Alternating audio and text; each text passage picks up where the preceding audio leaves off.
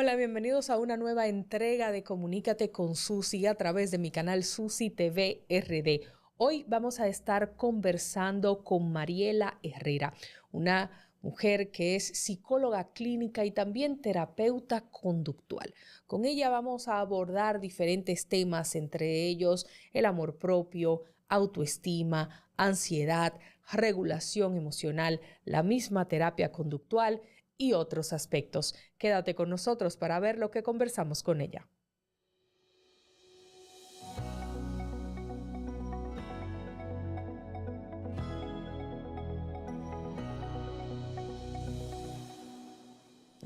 Mariela Herrera, ¿de dónde vienes? ¿Cómo fue tu infancia?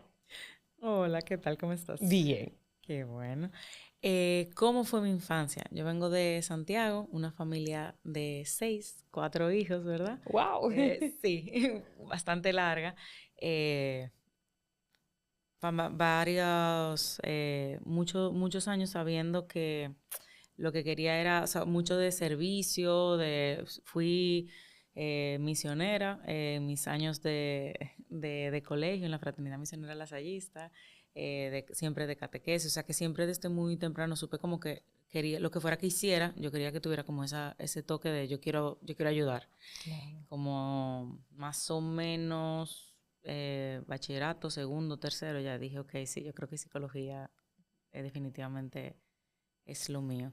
Me llama la atención eso de misionera, cómo Ah, sí. es, qué se hace, o sea, la gente que no lo conoce, ¿qué le podemos decir sobre eso? Ah, claro. Yo estudié en La Salle, en el Colegio de La Salle. Entonces, en La Salle tenemos un grupo que se llama Fraternidad Misionera Lasallista.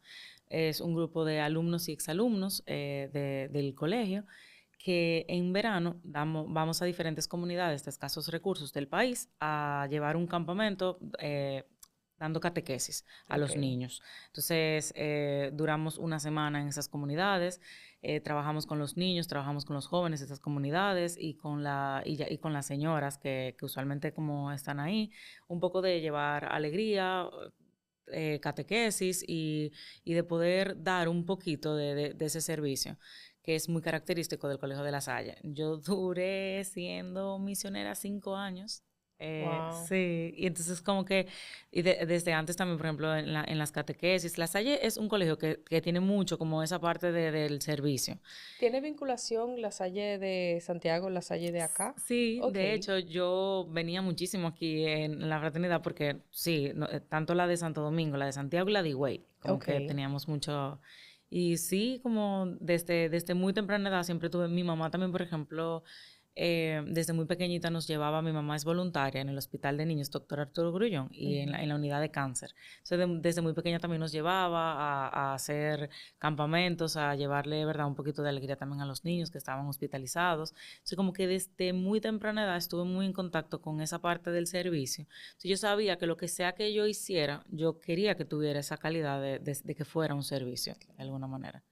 Entonces, Esa oportunidad de poder estar con esos niños afectados de cáncer no era algo tal vez muy fuerte para ti a una edad temprana. Digo, sería fuerte hasta para uno como adulto. sí, mira, si supieras que sí, claro, es muy fuerte. Tuve varios momentos en donde como murieron niños con los que Ujú. obviamente yo había compartido, fue muy fuerte, a nivel emocional sobre todo, pero yo creo que me permitió estar en contacto con una realidad a la que normalmente es como, a menos que no te pase así en tu Claro, familia, uno no directo. está tan expuesto. Y me permitió como poder entender que lo mucho que se necesita todavía aquí para poder ayudar a dar calidad de vida a las personas que están pasando por una enfermedad terminal, como es el cáncer, bueno, en etapas terminales, ¿verdad? Porque no siempre el cáncer es terminal, pero una enfermedad tan fuerte y sobre todo cuando es un niño y todos los Ujú. recursos que tenemos y que podemos poner en práctica para poder ayudar. Entonces eso como que me ayudó muchísimo. Yo definitivamente sí supe también que esa no podía ser el área a la que yo me dedicara porque a nivel emocional me afectaba mucho. Fue el área a la que mi hermana sí Ok. hizo un posgrado luego en psico-oncología, porque somos psicólogas las dos.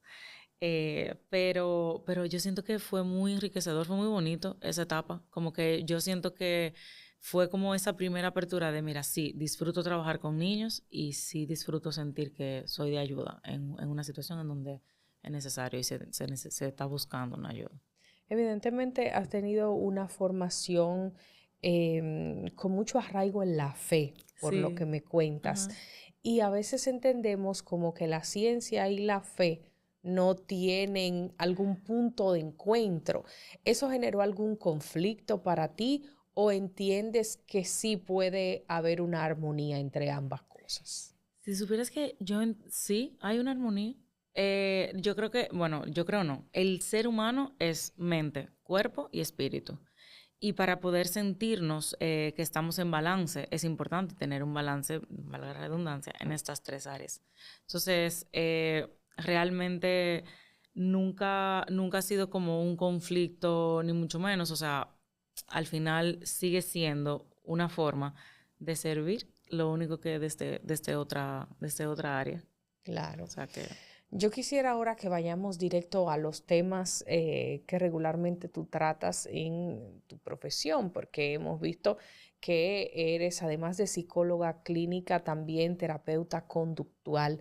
Y sí. vamos a tocar algunos tópicos de los que tú regularmente abordas. Y quisiera iniciar por el amor propio y la autoestima o el autoestima. Realmente, ¿cómo podemos definir estos dos conceptos y cómo podemos estar conscientes si tenemos alguna deficiencia en alguno de ellos? Porque a veces solemos presentarnos ante la sociedad Ujú. de alguna forma muy fuerte y realmente en el interior no sentirnos como lo que le proyectamos a los demás. No sé si me doy a Sí, entender. claro, claro. Mira, la realidad es que, aunque son dos términos que conviven mucho, hay una diferencia un poquito, una ligera diferencia entre uno y otro. El amor propio es básicamente todas esas cosas que nosotros deliberadamente hacemos para cuidarnos, tanto física, emocional, que si me maquillé, que si no, ¿verdad? Son todas esas cosas que yo hago para de Como alguna mostrarme, autocuidado, lo que le decimos ajá, ahora para autocuidado. mostrarme que me quiero y que soy, ¿verdad?, de valía. Y la autoestima es ese concepto que yo tengo sobre mi sentido de valía, qué tan valiosa yo entiendo que yo soy, que se construye de fuera hacia adentro. Es decir, a medida que yo voy teniendo experiencias, a medida que yo voy creciendo, yo voy teniendo feedback de lo que me dicen mis padres, de mis compañeros de clase, que de repente logré esto, que hice tal, que fallé en esto. Entonces yo voy creando un concepto de quién yo soy y mi sentido de valía. Y eso básicamente es lo que se construye como esa autoestima, que es ese concepto de qué tan valiosa yo soy de acuerdo a lo que yo he vivido. ¿Cuáles factores pueden influir en eh, ir minando Ujú. nuestra autoestima? Mira, en la primera infancia, papá y mamá. Es como la forma en cómo se habla, se le habla a ese niño, lo que se le dice, las expectativas que se tiene. En extremos, yo siempre hablo mucho de los extremos, porque muchas veces solo vemos como, cuando se le dice que tú no vas a poder, qué Ujú. tal, pero también cuando se le tienen unas expectativas y una presión de que tiene que Sí. ser de esta manera, también afecta. ¿Verdad? Porque entonces se empieza a creer y a crear como esa sensación de yo soy valioso en la medida en la que yo Logro logre. cosas. Ajá, así yo logro sacar buenas notas, si yo me porto bien, si tal. Entonces se va creando como ese concepto de dónde está mi valía y qué es lo que me hace a mí ser valioso, ¿verdad? Claro. Luego entonces empezamos a crecer y entramos un poquito en la adolescencia, en donde ya papá y mamá pasan un poquito a un segundo plano, están un poquito más aquí detrás, y ahora cobra un plano mucho más preferencial la opinión de mis compañeros, de los amigos, y por eso es que en esa etapa es súper importante pertenecer al grupo, ¿verdad? Porque ya Ujú. entonces ahora yo empiezo a definir mi personalidad a través de en dónde yo pertenezco, ¿verdad? A través del grupo. Y todo eso va fomentando ese concepto que yo voy haciendo de mí. Y ya por último, ya también como esa parte laboral, esa parte de pareja, o sea, al final todas relaciones que tenemos tanto académicas, laboral, familiar, van a aportar a ese concepto que nosotros vamos creando de nosotros. ¿Y cómo podemos reconstruir o mejorar nuestra autoestima ya en un momento en la cual se encuentre lacerada? ¿Cuáles serían tal vez los pasos Ujú. clave? Yo creo que bueno, terapia ayuda muchísimo. El proceso terapéutico es un aliado, porque si algo es cierto de que la autoestima se puede lacerar y se puede, ¿verdad? Puede haber, se habla muchas veces de baja autoestima, de alta, de media, tal, ¿verdad? Sí es cierto que así como nosotros se construye esa autoestima, se puede reconstruir y eso es un trabajo muy de la mano con terapia, de ir trabajando ese concepto que tú te habías creado de tu sentido de valía, a identificar los pensamientos sesgados o errores de pensamiento que estás teniendo, que están muy arraigados con esas creencias, ¿verdad? De quién tú Ujú. eres y cómo entonces aprender a ser un poquito más compasiva contigo misma, que normalmente no somos tan compasivos con nosotros mismos. Claro. Entonces, como trabajando todo eso. ¿Cuáles serían las características, si pudiéramos definirlas o agruparlas de algún modo, de los diferentes obstáculos que encuentran tanto hombres como mujeres para una autoestima saludable? De repente, y tú me corregirás si no Ah, es así, pienso que esa expectativa basada en el logro les toca mucho a ujú, los hombres si no consiguen, si no son, si no tienen, no valen.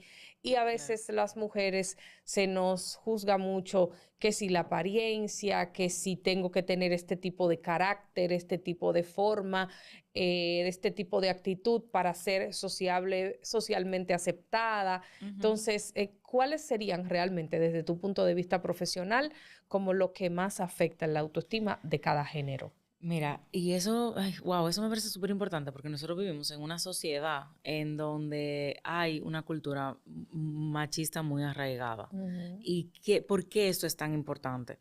O sea, ¿y por qué esto impacta tanto? Y yo diría, y me disculpan la gente Ujú. del Cibao, que para allá un poquito más, porque tengo Ajá. entendido que en la cultura cibaeña se entiende que el hombre todavía es mucho más el proveedor Ujú. que lo que ya se entiende, por ejemplo, aquí en la capital, Ajá, que ajá. ya ahora pues se tiene ya una idea un poco más de que las mujeres han tomado el liderazgo del hogar, muchas se quedan solas lamentablemente, y como Claro. que todavía el concepto de hombre-hombre Ajá, se ajá. tiene más todavía en el Cibao. Claro, yo digo que, mira, y eso que igual, como que ha ido cambiando, podemos ir viendo que definitivamente como que vamos evolucionando poquito a Ujú, ujú, poquito, ujú. gracias a Dios, ¿verdad?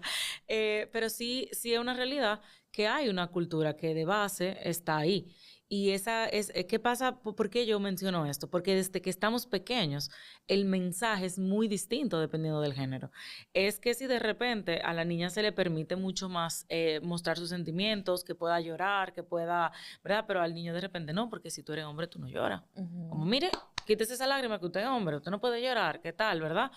Un poco desde ahí empezamos a trabajar ese concepto. Claro, ¿Por y qué? la niña Porque sí, tú tranquila, el varón que se encarame en la mata, que haga, que es, invente. ajá, o por ejemplo, lo típico de, que cuántas novicitas tienes. Ujú.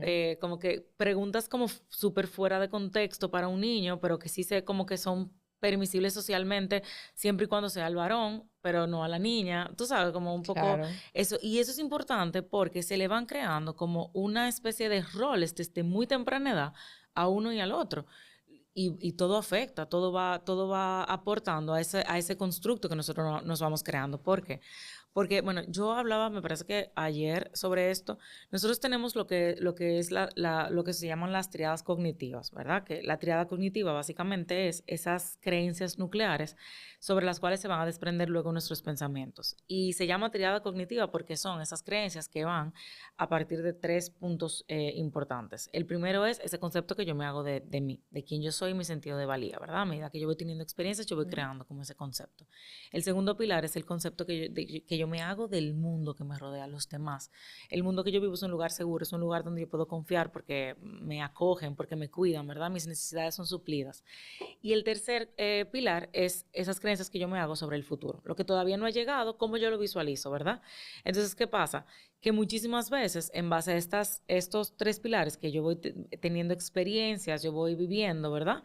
De repente voy entendiendo que por mi rol yo tengo que hacer esto para ser querida, para ser amada. Yo tengo que, y a mí se me puede permitir esto, pero a ti no se te puede permitir esto En otro. ejemplos concretos para hombre y mujer ya adultos, ¿cuáles serían como los principales? Los principales, por ejemplo, de la parte de las emociones. Al hombre no se le permite sentir emociones o no está tan abiertamente permitido el sentir emociones como la tristeza, ¿verdad? La ira sí la puede manifestar. Entonces, ¿qué pasa? Que el hombre aprende a que todas las manifestaciones emocionales normalmente las manifiesta con explosiones de ira, porque es la única que desde pequeño, bueno, ay, claro, que está enojado y tú sabes, ese muchacho, ¿verdad? Un poco más normal. A las mujeres, por el contrario, la ira, qué fea, una niña haciendo una rabieta y portándose así, ¿verdad? Un poco de este tipo de comentarios como,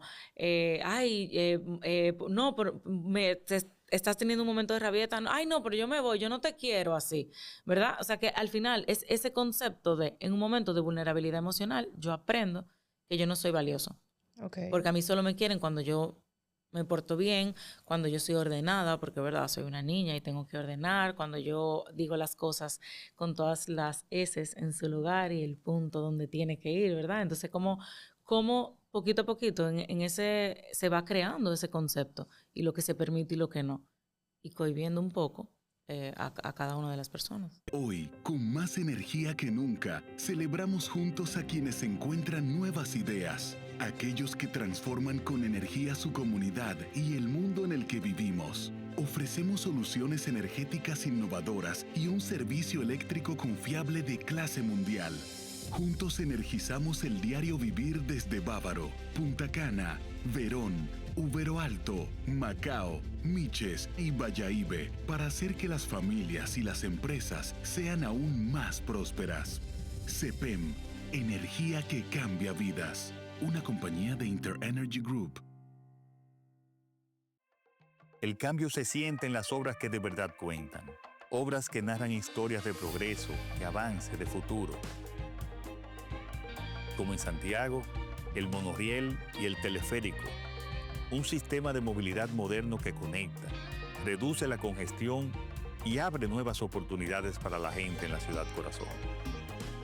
En la capital, un desnivel en el cruce de Pintura elimina tapones y devuelve fluidez a un punto crítico de la ciudad.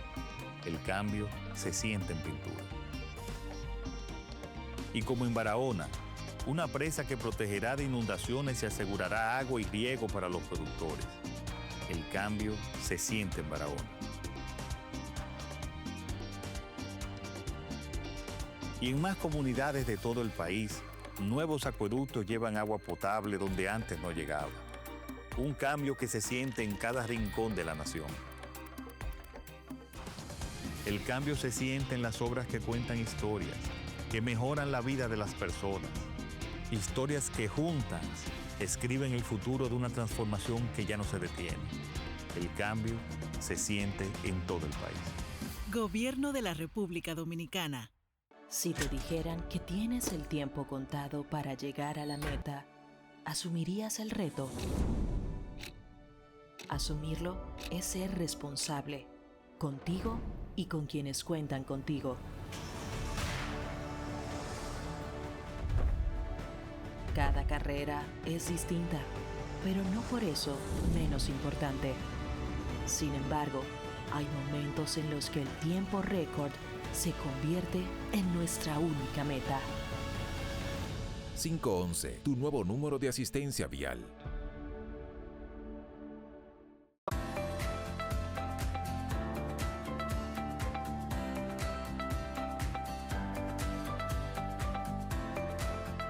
En el Instituto Dominicano de Aviación Civil IDAC, la seguridad y la eficiencia constituyen pilares esenciales para garantizar la integridad y calidad de los servicios públicos que ofrecemos. Nos mantenemos firmemente comprometidos con la capacitación continua de nuestros colaboradores, fortaleciendo sus habilidades y conocimientos para responder con excelencia a las exigencias del sector aeronáutico. Promovemos una cultura de excelencia y mejora constante, orientada a ofrecer servicios de la más alta calidad que superen las expectativas de nuestros usuarios. Juntos hacemos posible el cambio. En el IDAC seguimos cumpliendo con la excelencia.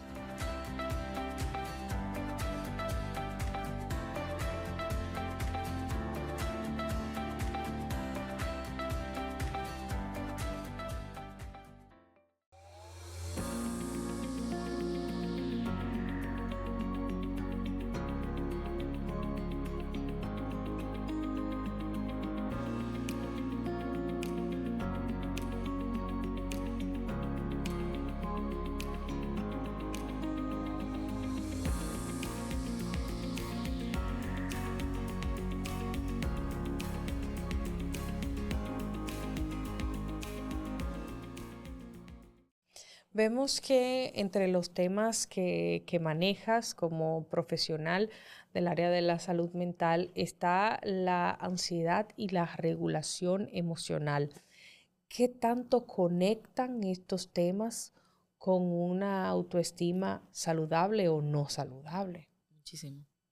El no tener una autoestima saludable va a generar muchísima ansiedad. ¿Por qué? Porque genera, o sea, la autoestima como es, ese concepto que nos hacemos, ¿verdad? Y ese sentido de valía, cada vez el ser humano es un ser social. Entonces, cada vez que nosotros estamos expuestos al juicio crítico o a evaluación del otro, es una alerta que va a detonar automáticamente la ansiedad. Porque ¿qué es la ansiedad? La ansiedad es esa emoción que te dice, mira, esto pudiera ser un peligro para esta faceta de tu vida. Entonces, todas las cosas que de repente pudieran ponernos en vulnerabilidad, ¿verdad? Van a detonar una alerta y muy posiblemente desregulada si yo tengo una autoestima que no es saludable. Claro. ¿Por qué? Porque no voy a sentir que tengo las herramientas necesarias para hacerle frente a eso que está siendo una amenaza en este momento. Esos pensamientos catastróficos de la nada, de que alguien te dice, mira, quiero verte para conversar algo. Y ya tú piensas lo peor y empiezas a tomar decisiones en base a esos escenarios del peor momento que tú te haces en tu cabeza. Claro, yo hablo mucho de eso en terapia, como de cómo muchas veces con los pensamientos, con los sesgos de pensamiento o errores de pensamiento, sucede mucho que nosotros tomamos decisiones en base a lo que suponemos que va a pasar en el futuro. Y que muchísimas veces una herramienta que ayuda muchísimo es poner en pregunta esto que yo estoy pensando. Okay. O sea, de repente, yo llegué aquí y tú me saludaste y yo sentí que fue muy cortante, ¿verdad? Entonces yo empiezo, ay Dios mío, pero tal vez está enojada, no quiere que yo esté aquí, o yo le caí mal, ¿qué tal? Entonces, de repente, sacarlo un momento. Número uno, tengo pruebas de esto. O sea, tengo pruebas que efectivamente esto está pasando, o es algo en donde yo me estoy adelantando, estoy adivinando lo que la otra persona está pensando, ¿verdad? Un poquito eso. Y número dos, ponerlo en pregunta. Oye, Susi, cuando te saludé, te noté un poquito callada. ¿Te pasa algo o son cosas mías? Te sorprendería la cantidad de veces que se baraja un pleito porque simplemente yo pregunté en vez de asumir. Claro. La cantidad de conflictos en los que nos metemos porque asumimos que la cosa es como yo le estoy pensando. Es increíble. ¿Cómo regularnos emocionalmente cuando estamos teniendo un episodio de ansiedad? Hay muchísimas herramientas para regularnos en un episodio de ansiedad. Yo creo que el trabajo principal es todo lo que haces antes de tener el episodio. Todo lo que haces fuera de ese episodio. Okay. ¿Cómo qué? Como primero empezar a permitirte sentir. Una de las cosas que yo veo en sesión, una tras otra, es no quiero sentir esto que estoy sintiendo. Y me siento mal porque no quiero sentir esto y estoy tratando de quitarme este sentimiento. Y la realidad es que permitirme sentir es el primer paso. Porque todo lo que nosotros tratamos de bloquear se triplica. a nivel emocional. Si yo trato se hace mucho en psicología como la analogía de que las emociones son como las olas del mar. O sea, ellas vienen y van. Pero ¿qué pasa si yo trato de bloquearla? Y si yo trato de taparlas, empiezan a cortarse más fuerte y se crea, ¿verdad? La marea sube y se estrellan las olas y todo sube más fuerte. Lo mismo pasa con las emociones. Entonces, el primer paso es aprender a permitirme sentir. Número 2, ponerle nombre a lo que yo estoy sintiendo. Eso es increíble y eso cambia drásticamente el rumbo de la regulación emocional. Yo tengo en mi consultorio un librito que es de niños, se llama Emocionario, y es de niños, pero realmente lo utilizo con los adultos más que con los niños. Entonces, de repente yo te mando un registro, yo te pongo a que anotes cuando tú no te sientas bien, qué estabas pensando, qué pasó y qué fue lo que sentiste. Entonces, luego yo les abro el libro y le digo, ok, muéstrame, dime todas las emociones que tú entiendes que sentiste. Entonces empieza, tal. Ok, vamos a buscarla. Ansiedad, es esa emoción que te dice que podías estar alerta, tal, pasa esto, cuando sientes ansiedad, ¿se ajusta a lo que sentiste? No, yo creo que no. Ok, pues entonces vamos a la otra. ¿Se ajusta a lo que sentiste? Sí, y mira, te propongo esta, léela a ver si se ajusta. Wow, sí, se ajusta. El segundo paso es ponerle nombre a lo que sentimos. No estamos acostumbrados a ponerle nombre al sentimiento. Decimos bien o mal. Claro. Pero no más de ahí. Y eso es sumamente importante porque no podemos regular bien y mal. Regulamos ansiedad, regulamos tristeza, regulamos enojo y se regula diferente dependiendo de qué emoción sea. Claro. ¿Verdad? Comunicación.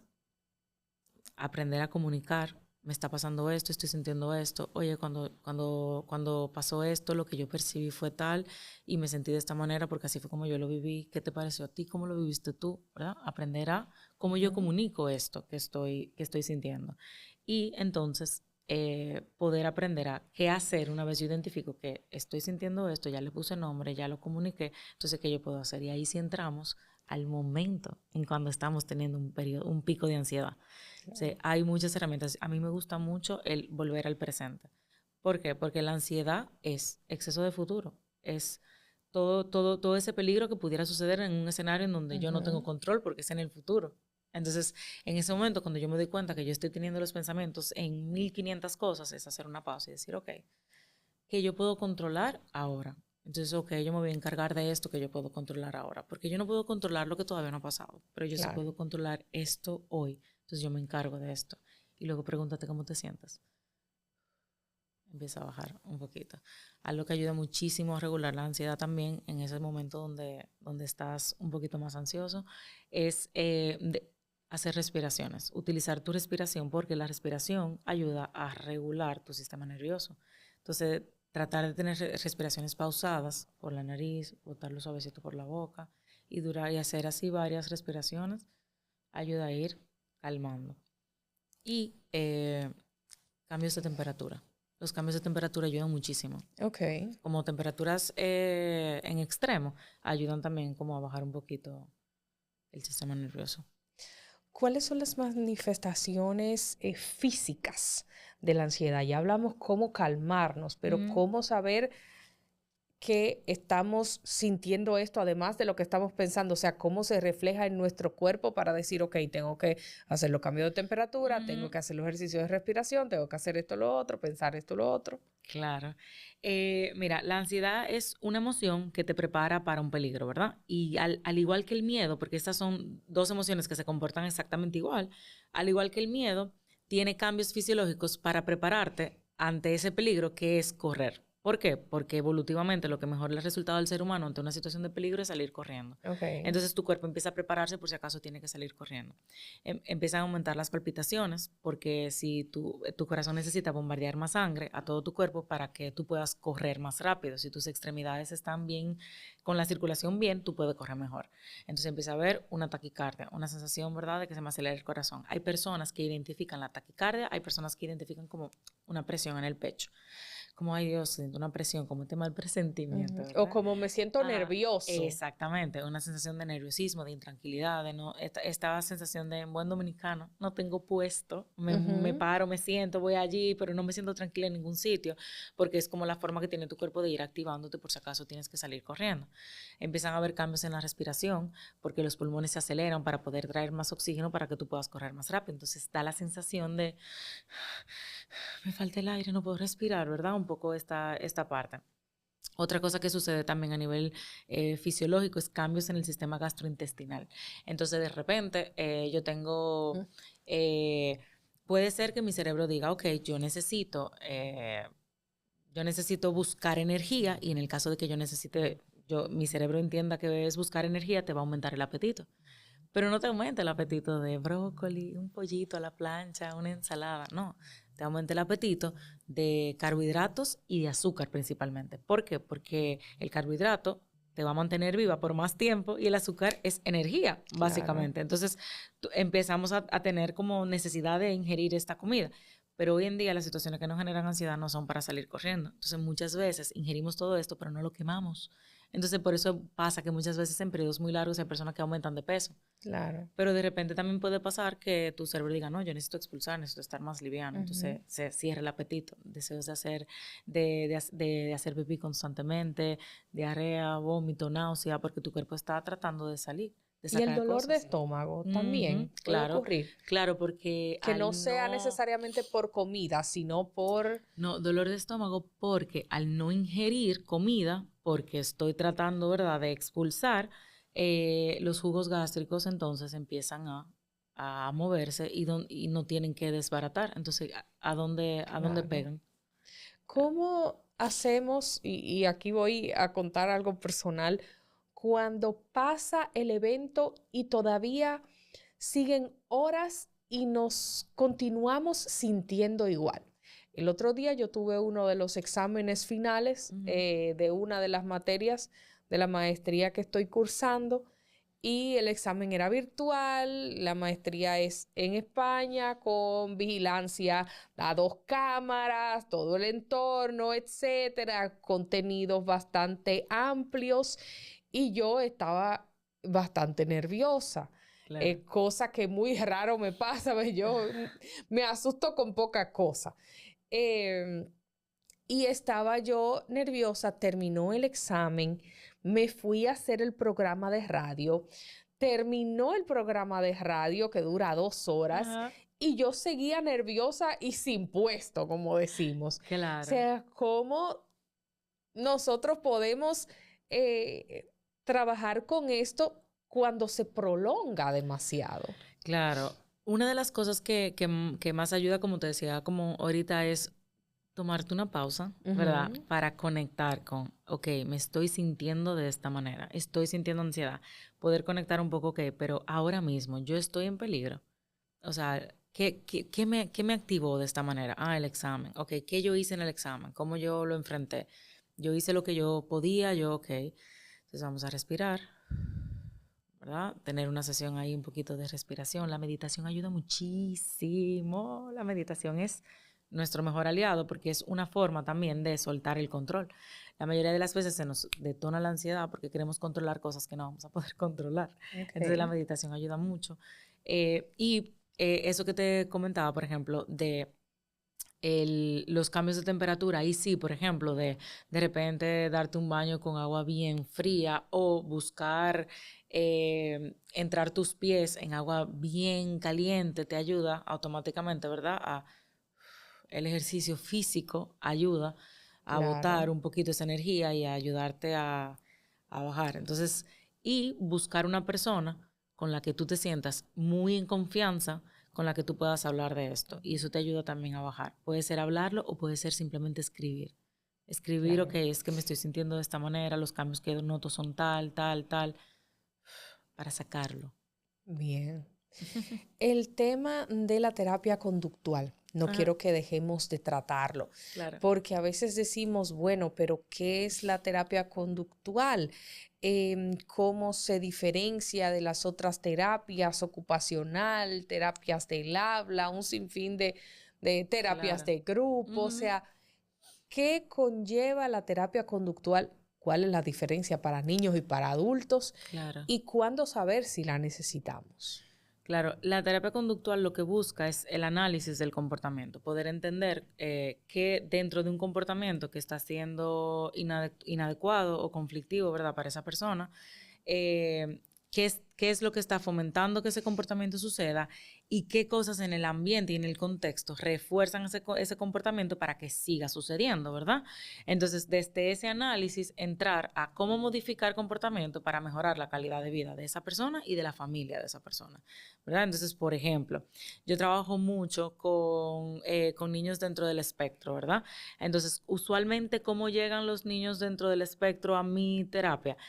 Son niños que de repente no responden al llamado de su nombre, son niños que de repente no hacen mucho contacto visual, son niños que no hablan y tienen ya 2 años, 3 y todavía no hablan o no tienen intención comunicativa, o sea, no van donde ti a mostrarte tal, ¿verdad? Esto. Entonces ya esto va despertando una alerta de, mira, Claro. necesitamos apoyarlo porque, ¿verdad?, necesita terapia conductual. ¿Para qué? Para poder utilizar las operantes verbales, que son básicamente las habilidades básicas que el niño necesita para poder comunicarse, entonces para que la podamos trabajar desde la conducta, poder ir reforzando, y eso usualmente se trabaja en conjunto con terapia de habla, ¿verdad? Para que se vaya fomentando los fonemas, Claro. la repetición de palabras, mientras yo voy fomentando todo lo que es el comportamiento del habla también, ¿verdad? Entonces eso en niños. También se ve mucho cuando el niño es neurotípico, de repente papá llega por lo típico de, mira, no sé cómo manejar las rabietas, está teniendo problemas en el cole, está teniendo problemas en casa y no sabemos cómo manejarlo. Entonces entra un poco para acompañamiento a los padres, a qué cosas ayudan, qué cosas no ayudan en el proceso conductual, porque muchas veces pensamos que estamos haciendo cosas que ayudan y la realidad es que para la conducta Claro. es todo lo contrario, solamente fomenta ese comportamiento. Y en adultos suele ya verse con patrones conductuales que en algún momento al adulto le sirvieron porque tal vez eran la única herramienta que tenía para sobrevivir a una situación X, pero cuando se empieza a mantener en el tiempo empieza a ser un problema. Entonces entramos a cómo podemos modificar ese comportamiento. ¿Cómo cuáles, por ejemplo? Por ejemplo, de repente una persona que nunca tuvo control de su vida, le pasaron muchas cosas, tuvo una vida muy, muy atormentada y de repente de adulto tiene una necesidad de control en exceso, al punto de que le interfiere, no termina las cosas que empieza porque tiene que estar tan perfecto que al final no termina sin poderlo completar, tiene conflicto con los compañeros porque no cede, no quiere que las cosas se hagan de esa manera, ¿verdad? Entonces empezamos a trabajar esa modificación conductual. ¿Por qué? Porque fue un patrón conductual que podemos entender que le funcionó en un momento, pero ahora mismo le está generando un problema. Claro. Entonces trabaja mucho con regulación emocional y modificación del comportamiento. ¿Qué cosas tú normalmente haces para sentirte más tranquilo? Que entonces ahora tenemos que dejar de hacer, porque esa tranquilidad es una pseudo tranquilidad, que a corto plazo te calma, pero a largo plazo lo único que está haciendo es fomentando que tú sientas la necesidad de volver a tener ese control. ¿Y qué tipo de ejercicios se hacen en la terapia conductual? Se hace mucho, por ejemplo, exposición con prevención de respuesta. Por ejemplo, pasa mucho cuando hay TOC, ¿verdad? Entonces, de repente, el TOC, hay pensamientos intrusivos, repetitivos, que son desagradables, generan un malestar muy significativo para la persona, y usualmente esa persona hace lo que se llama compulsiones, hace algunas acciones para tratar de neutralizar lo fuerte que siente la ansiedad. Por ejemplo, de repente yo estoy pensando que a mi familia va a tener un accidente, entonces para evitar que tenga ese accidente, yo tengo que rezar el rosario 7 veces de la misma manera, sin equivocarme. Si me equivoco tengo que empezar otra vez desde cero porque tiene que ser de esa manera, ¿verdad? Entonces, en terapia conductual se ve desde, ok, vamos a tener ese pensamiento, yo quiero que tú te visualices a tu familia, ¿verdad?, en ese accidente, sin permitirte hacer la compulsión. O sea, no puedes rezar el rosario las 7 veces, tienes que mantenerte pensándolo sin hacer eso. ¿Por qué? Porque lo que buscamos en ese espacio es exponerte al malestar que eso te genera. La emoción va a subir, eventualmente va a bajar y tú te vas a dar cuenta que no porque lo pienses significa que es real. Okay. Para dejar de entonces, ir rompiendo un poco con las compulsiones. Se ve un poquito también así la parte conductual. Excelente.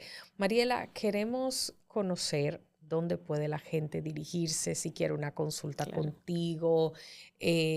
¿Cómo se llama el centro? Todos los detalles. Si tienes consultas virtuales para la gente que Sí, no resida en Santiago, Santiago. pero que sí quiera tener sesiones contigo. Claro que sí. Nosotros estamos en Benestare, benestare.rd en Instagram. Pueden contactar a través de WhatsApp, que es el 829-470-9292. Y a través de mis redes también, que es mh.psicóloga con PS, psicóloga, ¿verdad? Ok. Y sí, tenemos tanto terapias presenciales para los que son de Santiago, tenemos un grupo de aproximadamente 30 terapeutas tenemos ahora mismo allá, y terapias virtuales, o sea que a la orden con lo que sea que se necesite.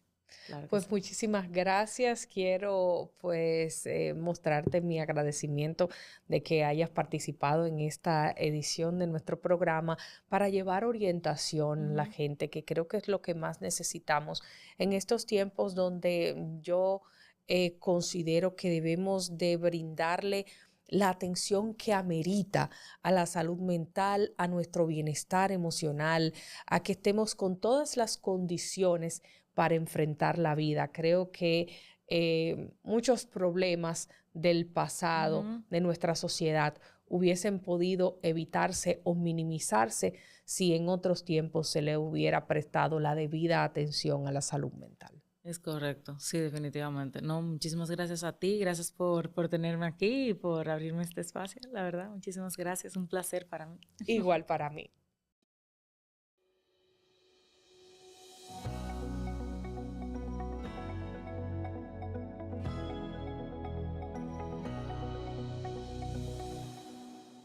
De este modo llegamos al final de esta edición de Comunícate con Susi a través de Susi TV RD. Recuerda que puedes activar las notificaciones, así dándole a la campanita tienes a tiro de hit cuando suba un nuevo video y puedes verlo. Recuerda que puedes seguirme en las redes sociales como Susi TV RD, en Twitter, que ahora se llama X, también en Instagram y también en TikTok. Puedes encontrarme en Facebook y LinkedIn como Susi Aquino-Gotro. Bye bye. Hoy, con más energía que nunca, celebramos juntos a quienes encuentran nuevas ideas, aquellos que transforman con energía su comunidad y el mundo en el que vivimos. Ofrecemos soluciones energéticas innovadoras y un servicio eléctrico confiable de clase mundial. Juntos energizamos el diario vivir desde Bávaro, Punta Cana, Verón, Ubero Alto, Macao, Miches y Bayahibe para hacer que las familias y las empresas sean aún más prósperas. CEPEM, energía que cambia vidas. Una compañía de InterEnergy Group. El cambio se siente en las obras que de verdad cuentan. Obras que narran historias de progreso, de avance, de futuro. Como en Santiago, el monorriel y el teleférico. Un sistema de movilidad moderno que conecta, reduce la congestión y abre nuevas oportunidades para la gente en la ciudad corazón. En la capital, un desnivel en el cruce de Pintura elimina tapones y devuelve fluidez a un punto crítico de la ciudad. El cambio se siente en Pintura. Y como en Barahona, una presa que protegerá de inundaciones y asegurará agua y riego para los productores. El cambio se siente en Barahona. Y en más comunidades de todo el país, nuevos acueductos llevan agua potable donde antes no llegaba. Un cambio que se siente en cada rincón de la nación. El cambio se siente en las obras que cuentan historias, que mejoran la vida de las personas. Historias que juntas escriben el futuro de una transformación que ya no se detiene.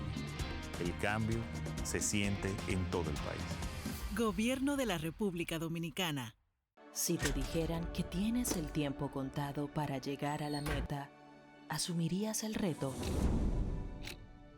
Asumirlo es ser responsable, contigo y con quienes cuentan contigo. Cada carrera es distinta, pero no por eso menos importante.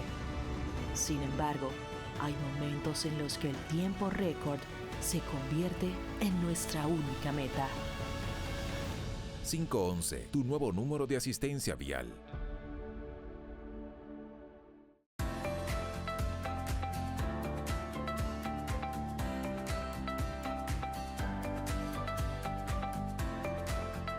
En el Instituto Dominicano de Aviación Civil IDAC, la seguridad y la eficiencia constituyen pilares esenciales para garantizar la integridad y calidad de los servicios públicos que ofrecemos. Nos mantenemos firmemente comprometidos con la capacitación continua de nuestros colaboradores, fortaleciendo sus habilidades y conocimientos para responder con excelencia a las exigencias del sector aeronáutico. Promovemos una cultura de excelencia y mejora constante, orientada a ofrecer servicios de la más alta calidad que superen las expectativas de nuestros usuarios. Juntos hacemos posible el cambio.